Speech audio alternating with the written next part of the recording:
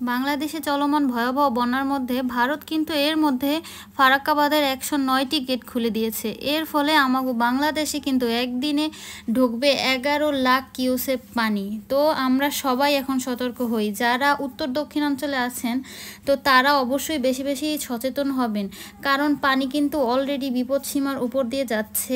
এমনিতেই তো বন্যা হচ্ছে, খুবই খারাপ অবস্থা। আমাদের বরিশালেও 7টা নদীর পানি বিপদসীমার উপর দিয়ে যাচ্ছে। এমনিতেই বন্যার কারণে আমাদের বাংলাদেশের ফেনী, কুমিল্লার অবস্থা খুবই খারাপ, ওখানকার মানুষজনের অবস্থা খুবই খারাপ। ইতিমধ্যে তাদের উদ্ধার কাজ চলছে, তাদের জন্য আমাদের ভাই বোনেরা ত্রাণ নিয়ে যাচ্ছে। তার মধ্যে ভারত এই ফারাক্কা বাঁধটা খুলে দিয়ে 109টা গেট খুলে দিয়ে এখন আমাদের বাংলাদেশে উত্তরাঞ্চলে ভয়াবহ বন্যার আশঙ্কা রয়েছে। রাজশাহী, চাঁপাইনবাবগঞ্জ, কুষ্টিয়া, পাবনা এইসব ছাড়াও বিভিন্ন আশেপাশের জেলা কিন্তু প্লাবিত হতে পারে।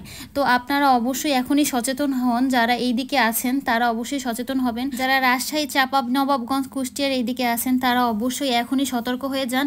আপনারা আপনাদের বাসায় যারা বয়স্ক আছে, তারপর প্রেগনেন্ট আছে, তাদের আগেই আশ্রয়কেন্দ্রে রাখবেন। পরিস্থিতি খারাপ দেখলে নিজেরা তাড়াতাড়ি করে আশ্রয়কেন্দ্রে চলে যাবেন, আর সাথে কিছু খাবার, পানি, শুকনা খাবার, তারপরে লাইট, তারপরে হচ্ছে পানি বিশুদ্ধকরণের জন্য বিশুদ্ধিকরণ ট্যাবলেট, পানি, শুকনা কিছু খাবার, বাচ্চাদের জামা কাপড় বা বাচ্চাদের প্রয়োজনীয় জিনিসগুলো সবগুলো আগেই গুছিয়ে রাখবেন। কারণ এই 109টা গেট খুলে দেয় এখন বাংলাদেশে প্রতিদিন 11 লাখ কিউসেক পানি ঢোকার কারণে প্রচুর পরিমাণে বন্যা হওয়ার আশঙ্কা আছে। এফবিতে দেখলাম পানি এত স্রোত যে ব্রিজ ভেঙে যাচ্ছে, নিতে পারছে না চাপ। তো সবাই বেশি বেশি সাবধানে থাকবেন, আর আপনারা সবাই সবার জন্য দোয়া করবেন। এমনিতেই আমাদের কুমিল্লা, ফেনীর অবস্থা ভালো না, এইদিকে প্রচুর বৃষ্টিপাত হচ্ছে, প্রচুর। আমাদের বরিশালের অবস্থাও খুব খারাপ, নদীতে অনেক বেশি পানি, ড্রেন থেকে পানি যাচ্ছে না, এই জন্য বরিশালের বিভিন্ন এলাকা তলিয়ে যাচ্ছে। আর ওইদিকে তো আমাদের উত্তরাঞ্চলে রাজশাহী, চাঁপাইনবাবগঞ্জ, কুমিল্লা, পাবনায় যদি এখন এই 109টা ফারাক্কাবাদের গেট খুলে দেওয়ার কারণে প্লাবিত হয়, তাহলে যে কী হবে, মানে ধারণার উপর থেকে যাচ্ছে। টেনশনে রাতে ঘুম হয় না। তো আপনারা অবশ্যই বেশি বেশি সতর্ক থাকবেন, আর পানি কীভাবে উঠতেছে সেটার দিকে খেয়াল রাখবেন। সবাইকে নিয়ে নিরাপদ আশ্রয়ে চলে যাবেন।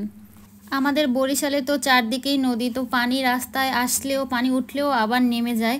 কিন্তু আমাদের এই যে উত্তরাঞ্চলের এইদিকে পানি একবার যদি ওঠে তাহলে কিন্তু আর সহজে নামে না।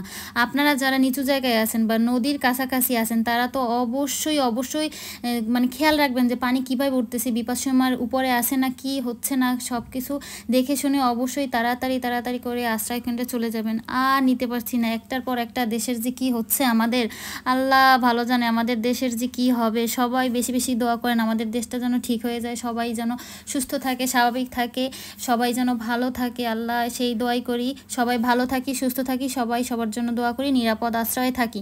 সবাই ভালো থাকবেন, নিজের খেয়াল রাখবেন, আশেপাশে সবাইকে সাহায্য করবেন। সবাই ভালো থাকেন, আল্লাহ হাফেজ।